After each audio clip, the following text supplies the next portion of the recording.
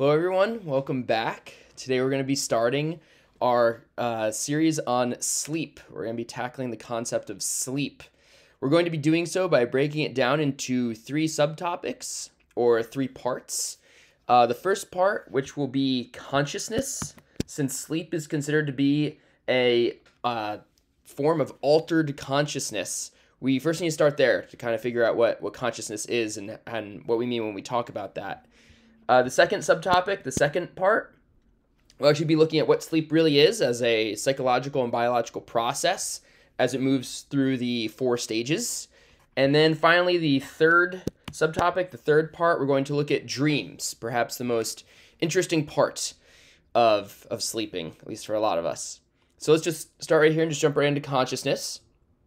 So consciousness is one of those things that's kind of hard to define. There's actually a lot of areas of thought, a lot of fields of study, like philosophy, neuroscience, psychology, psychiatry, all trying to define what consciousness is. And there seems to be a pretty well agreed upon understanding that there's at least four different levels of it, right? So when we look at these levels, we can maybe make sense of what consciousness is. So we look at the first level here, really just being alive, awake, and alert, right? Alive, awake, alert.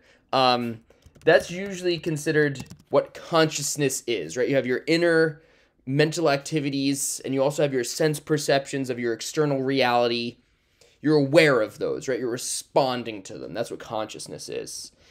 The next level of consciousness is usually referred to as pre-consciousness, which is, think of like your peripheral vision, when, you know it's there, but you're not focusing on it. But you could very easily just turn your eyes or turn your head and very quickly become aware of it, start to focus on it. That's kind of what pre-consciousness is, right? Things in the back of your head or things, just outside of your current focus.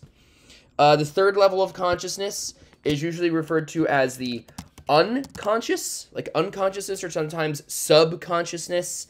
And these are things we usually think of as instinctual, right? Your sexual impulses, just raw aggression. Usually not always acting on these. They tend to be, matters of life and death that they're triggered. So you're not always aware of them. They're usually brought into your awareness through pretty intense and severe things like anxiety or stress, or maybe the presence of drugs, right? If you're drinking alcohol or intoxicated on some kind of other substance. And finally, the fourth level of consciousness that we usually talk about are the non-conscious things, the things you are non-conscious of, right? Almost like not conscious of at all. And those are the things that are very involuntary that your brain is doing and working out, like your heartbeat, your breathing, your digestion, kind of all those, rest and digest responses. So those are the four levels. And again, we just go down a little lower here, we're going to be looking at sleeping and, extending out of sleeping, dreaming, as being within consciousness. They are things you are conscious of. You still can respond to stimuli while sleeping. They usually get incorporated into your dreams. So we do need to have an idea of what consciousness is related to these other levels of consciousness for our discussion of sleeping. So let's just look at an example question of how you might see this on your psych exam here. So which of the following statements are true about consciousness and awareness?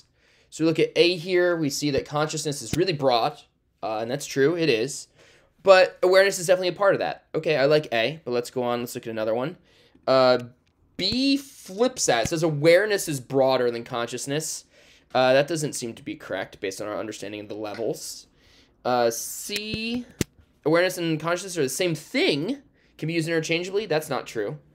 And D, that they are completely unrelated. That's not true either. So let's go with A here. A is going to be the correct answer here by process of elimination. Seems to be correct. So that's it for consciousness. Part 2 coming up next. We're going to start looking at sleep as a process. See you next time.